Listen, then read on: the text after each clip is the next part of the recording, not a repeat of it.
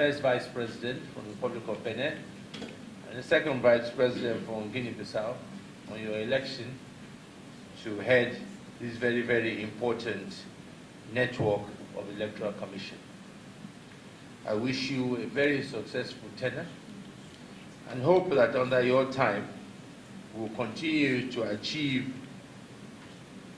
great developments in the electoral process that we're proud of as the Southwest African region. You've already talked about one today, that for the first time all the 15 countries have democratically elected governments. That is a great achievement for us in the South African region. Because I think our memories are not, we tend to forget years ago, not too long ago, we had a mixture of democracy and military rule. Today, I think we can be proud to say the entire sub-region is democratically elected. And that is the effort through the electoral processes and through those of you who are sitting here. That is what you've been able to inherit, is what do you leave behind, is that we should have an electoral process that meets the best in any part of the world. An electoral process that we can even say we can export to other continents where people will be coming to West African region to learn how did they conduct election in Nigeria, in Ghana, in Liberia, in Sierra Leone, etc. And something that we'll be proud of.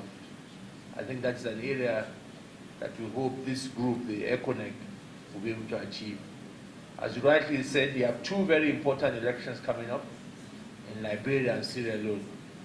And the whole world is looking at us. And I hope that the Ecowas will be able to achieve some results there that we will all be very proud of. Let me assure you that here in the Senate, we all appreciate the importance of credible elections. You are very right, Chairman and President of Ecowas, that for stability and good governance, it can only be done on the foundation of credible election.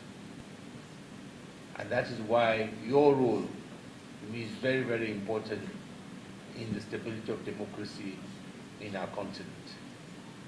And you can be assured on our part as the Senate, we'll give all the support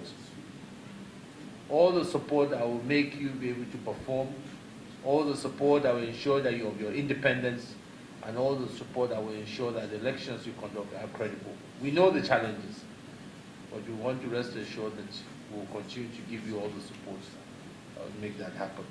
And that is why here in the 8th Senate already, one of the first bills we had done for laws we had done for amendment was the electoral amendment that we passed very early on in order to ensure that elections here in Nigeria are even more credible.